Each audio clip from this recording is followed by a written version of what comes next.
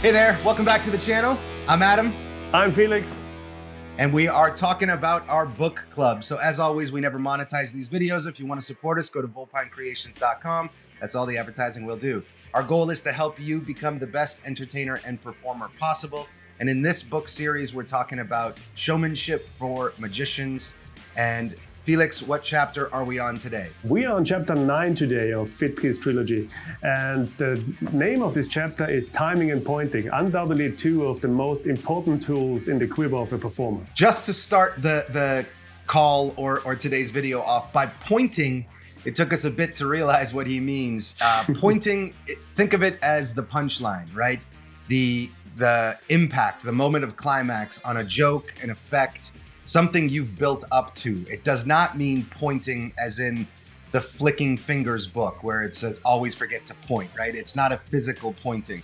Pointing, I think Felix told me in German, means punchline essentially. So we're talking entirely in this chapter about your pacing and your timing building up to a climax or a punchline, i.e. a pointing or pointer. So don't get confused by that. I was a bit confused going through the chapter at first, so that's what we're talking about. Timing really is the essential part of this chapter. The timing of your show, the timing of your effect, timing in general. So Felix, what would you say for me, timing is obviously important, right? It's the number one, that joke of what's the most important thing about a joke? Timing, right? There's magnified scale of that when you're talking about comedy. Obviously it's very important, but a magic effect, the climax of a magic effect, the timing of that is also extremely important. So Felix, what would you say your biggest takeaways from this chapter were? I think my biggest takeaway is to look at stand-up comedians and the way how to present their show and how to present what they're doing on stage. Because obviously these guys are experts on pacing their patter in a way that is most effective to the audience. And as we discussed beforehand when we were trying to figure out what it means with pointing, through timing and through a specific pacing of what you say, you can give weight and more importance to things, or you can build anticipation, right? You can build suspense of your within your spectator, and basically play with this building suspense and release, and to make it more enjoyable and put them on an emotional roller coaster. And especially this to put emphasis on how things are delivered. This was what I took away from this chapter the most. Yeah, I think you can really play around with the idea of timing and pacing in just your everyday conversation. Having a conversation with somebody and just slightly playing around with how slow you talk in comparison to how quickly you talk, or how soft-spoken you are in comparison to how loud and boisterous you are. Mm-hmm. All these things in day-to-day conversation are tools that people teach. Like if you go to FBI training to become a likable spy, let's say, they're going to teach you these things, right? Certain ways that you can use the tonality of your voice or the pacing and timing of your voice can really be more pleasurable to be around and pay attention to. Absolutely. If you've ever, sorry, what's that? Absolutely, yeah. I'm agreeing. So if you've ever heard, I did a lot of keynote speaking training, so I would study a lot of keynote speakers. And there would be some people that just inherently have an unattractive voice. The way they speak is not very attractive. And even though their timing may be perfect, their presentation may be on point, and their information may be gold, it's very hard to get past that annoyance of their voice, right? Yeah. So these are all things that you have to consider. If you have a perfect voice, you have a great sounding voice, and your information is gold, but your timing and your pacing is off, it becomes just as unpleasurable to watch as a person with a really gnarly voice that's hard to hear. So if you have a gnarly voice, that's unfortunate, but you can train yourself out of that. Most people don't have such a voice that it's so overpowering that it's hard to watch. But to study the best of the best, you'll see every single one of them. Comedy is a great tool to look at. You can look at comedians, but that's that's a certain genre, right? If you're not Yeah. a comedian or a comedic performer, you may not follow that exact rhythm of their timing, right? If you're a very serious performer and you're trying to make an empathetic point where you want them to be on your side and feel what you're feeling, the timing of a joke is very similar to the timing of that, right? You're going to slow down if you want them to pay attention and build up to a point where it's like Felix said, riding a roller coaster, right? You're setting the groundwork while you're riding up. And then once you get to that peak, now all the momentum's going down to that main climax. So it really is something you can practice in day to day in conversation. It's not as easy to practice when rehearsing unless you're really doing it properly and filming yourself. Because if you film yourself doing, let's say, your favorite effect as you would normally, and then film yourself and almost make it uncomfortable with the pacing, right? Slow down every beat and then build up to the moment, the main moment of climax, and then watch the two back. Or better yet, watch the two back with a trusted friend and just ask them which performance is easier to watch for you. And it might surprise you. The one that feels better and looks better to you may be too fast-paced or vice versa. So there's some good exercises in there, and timing is of the utmost importance. As you get more comfortable on stage, you'll get better at timing. You'll also be able to adjust your timing on the fly, which is a very important thing. If you're, for instance, 5 seconds away from the climax of a joke in your performance and the waiter drops all the drinks and it makes a huge shattering noise, that can mess up your timing dramatically.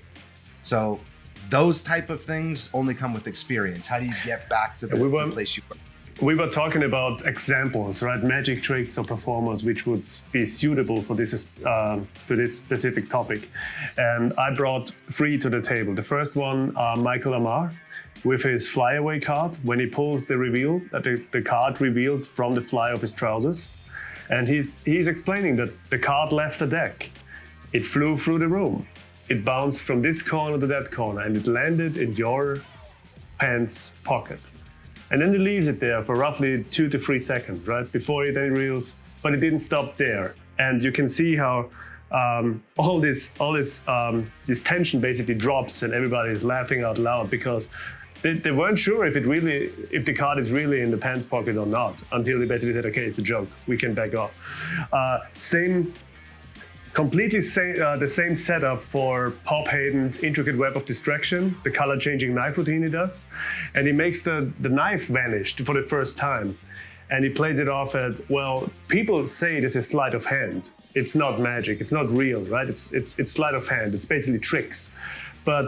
And then he asks the spectator to grab his wrist. And if you grab my wrist and you see the knife, and I close my hand and it would vanish from there, this wouldn't be sleight of hand, because it can't be, right? This would be real magic.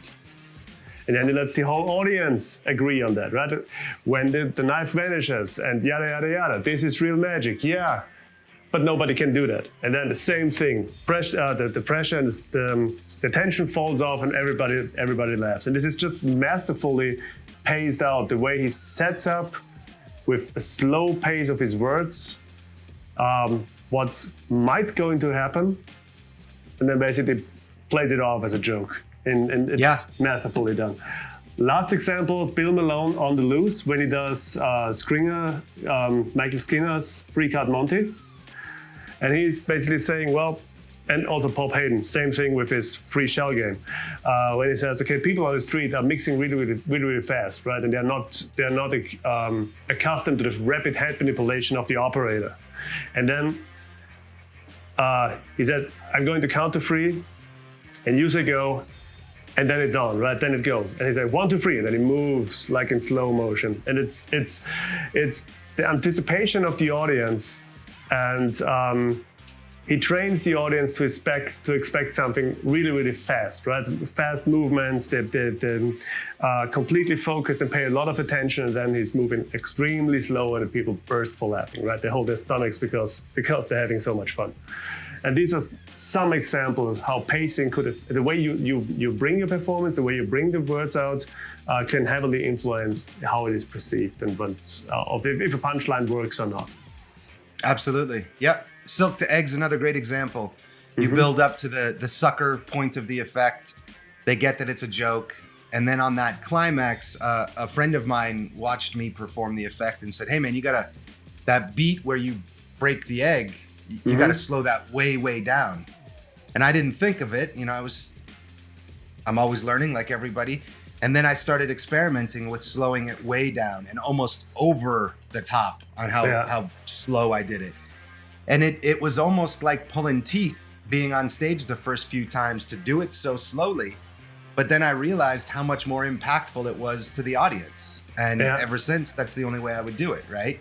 So timing can take a good trick and make it great. It can also take a great trick and make it crap, right? So timing is obviously your skill, your presentation, your stage presence are all very important. But as far as the impact of an effect or an entire show, I think timing, pacing is one of the most important factors in that. You can also get online and there's even apps now that I've downloaded that are speech apps that help you with pacing and timing. There's some really cool things out there. If you just look up or Google training apps for speakers, there's some really cool apps where you can read your script of your show and it will almost beat it out and say, hey, slow this down. So it's not something to overlook or something to take lightly because it will dramatically increase your show. And it's not easy. Nailing the timing on something feels unnatural. We all speak in such a fast-paced manner, especially in today's world. It's like if you're in a group of people, everyone's talking really quick because someone's about to interrupt them. But on stage, you don't have that, right? So it's very counterintuitive to speak at such a pace that feels slow, like I'm going to lose the whole audience. But when but you have to see it from the perspective of the audience as well, right? Because maybe the audio system in the theater is not as pristine as you might like it to be, right? And it's hard to understand what you're saying.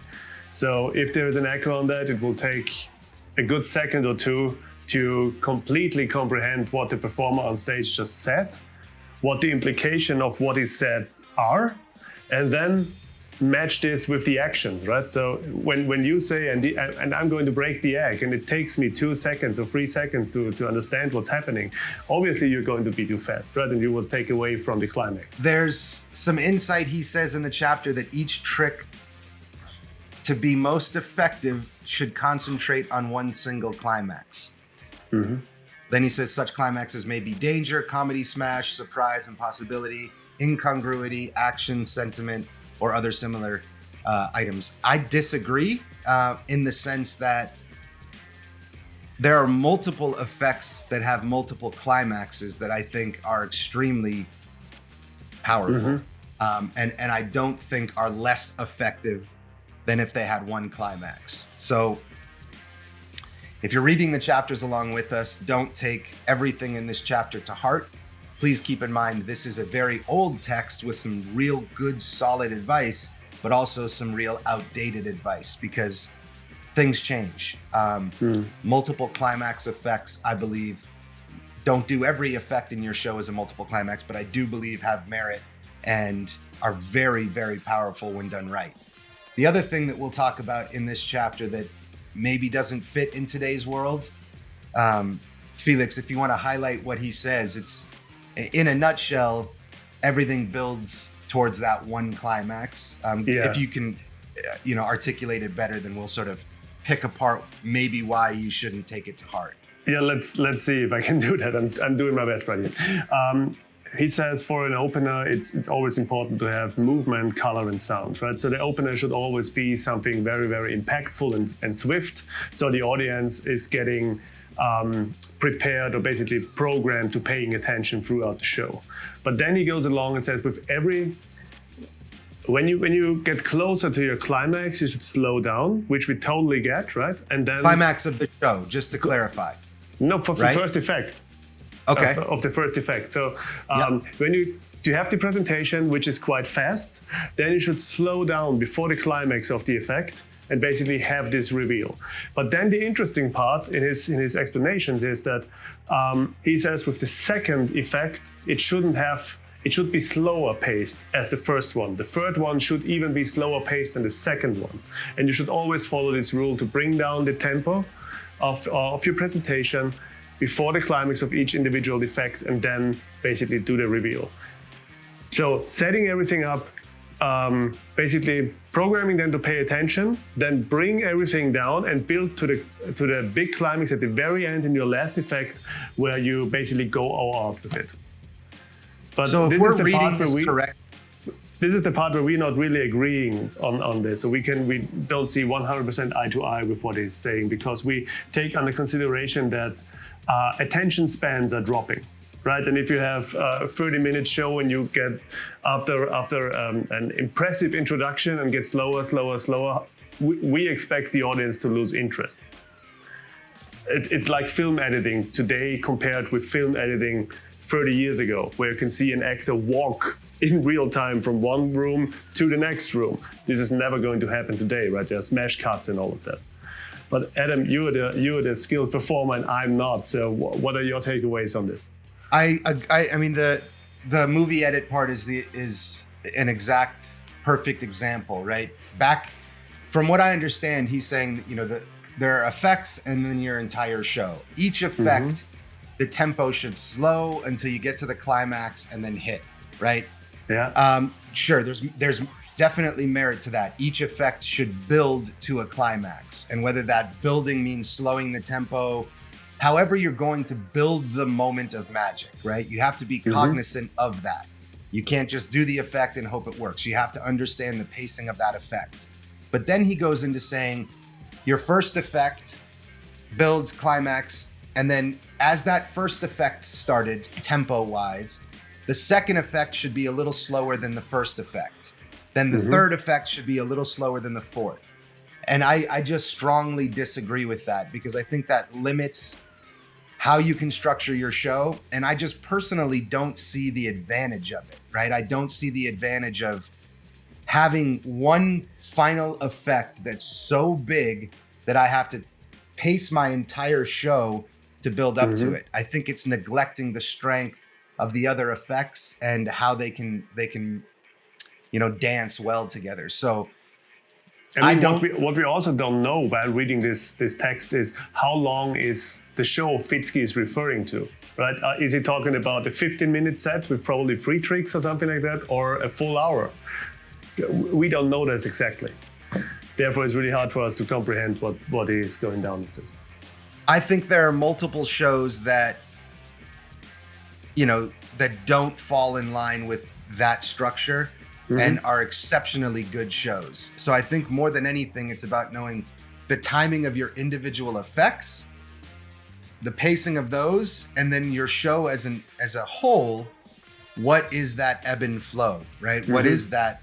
As long as there's some sort of flow or continuity throughout the effect or throughout the show, I think that's fine. If you give them heart racing, blood pumping from start to finish, that's too much for anybody, right?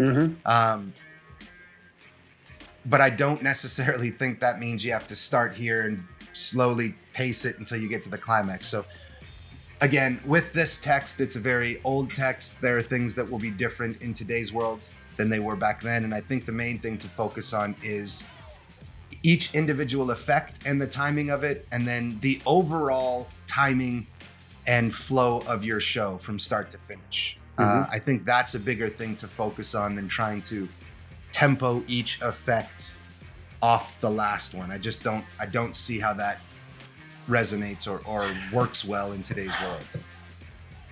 I mean, an interesting point of view could also be how complicated to understand your effects are for the spectator.